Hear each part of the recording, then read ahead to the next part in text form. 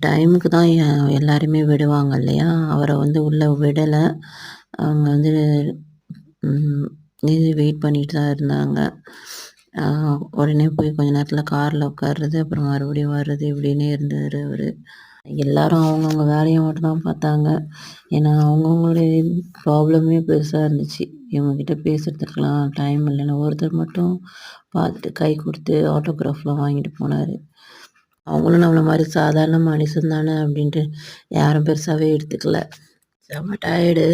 தலைவலியே வந்துடுச்சு. அங்க நான் வெயிட்டிங் ஹால்ல ரொம்ப நேரம் உட்காந்துருந்தது. நல்ல வேளை ரோட்ல நின்னுட்டு இருந்தா என்ன ஆயிருக்குமோ?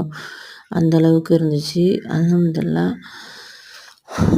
முஸ்லிம்ஸுங்கள தான் ரொம்ப வந்து அப்படி குடைச்சல் ரொம்ப இருக்கு.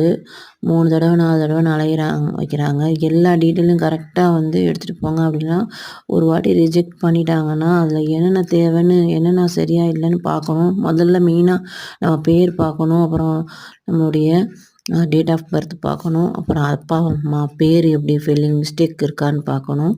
2 ப்ரூஃப் கரெக்ட்டா இருக்கணும். Address proof. அப்ப ஓகே ஆயிரும். பொண்ணு அவங்களா தான் மேல போய் அவங்களே தான் எல்லாமே பண்ணிக்கிட்டாங்க.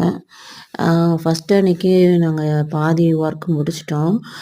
லாஸ்ட்ல அந்த வெரிஃபிகேஷன் அங்க இருக்கிற ஒரு எம்ப்ளாயி தான் வந்து அவங்கள ரிஜெக்ட் பண்ணி அனுப்புனாரு. அதனால அவரு வரவே இல்ல. 10 மணி ஆனாலும் வரவே இல்லையா, அங்க உள்ள ஸ்டாஃப்லாம் ரொம்ப பதறிட்டு, "என்னது வரவே இல்ல, லீவு சொல்லவே இல்லன்னு" அவங்க வந்து ரொம்ப டென்ஷன் ஆகியிருந்தாங்க. ஏன்னா, இது திங்கட்கிழமைனா நெறைய கூட்டம் வேற. நெறைய அப்பாயின்மெண்ட்டு. ஆனா, அந்த டைம்ல லீவ் போட்டிருக்காரு. அங்க இருக்கிற ஹிந்திக்கார ஆளு. எல்லாம் சின்ன பசங்க தான். என் பையன் வயசுல தான் ஒரு 26 வயசு இருக்கும். அந்த மாரி பையன் தான்.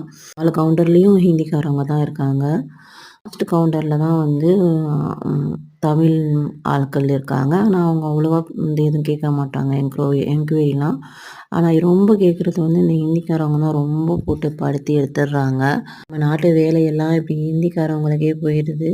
நம்ம நாட்ல அரசாங்க வேலையெல்லாம் வந்து நம்ம ஆட்கள் யாருக்குமே கிடைக்க மாட்டேங்குது. ஆ ஒண்ணு சிறுபான்மையினர், அதுக்கப்புறம் இந்த தமிழ்காரவங்களுக்கு முதல்ல இருந்துச்சு. இப்ப அவங்களும் இல்லாம இருக்காங்க. எனக்கு ரொம்ப கஷ்டமா இருந்துச்சு. எங்க அம்மா போகும்போது எல்லாம் லேடீஸ் தான் அந்த பாஸ்போர்ட் ஆஃபீஸ்ல.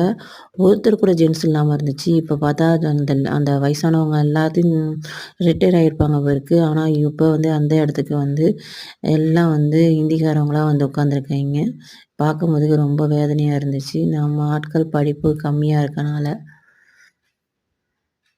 ஓட்டெல்லாம் எங்க வீட்ல எல்லாருக்குமே ஓட்டடில பேர் தப்பா தான் இருக்கு.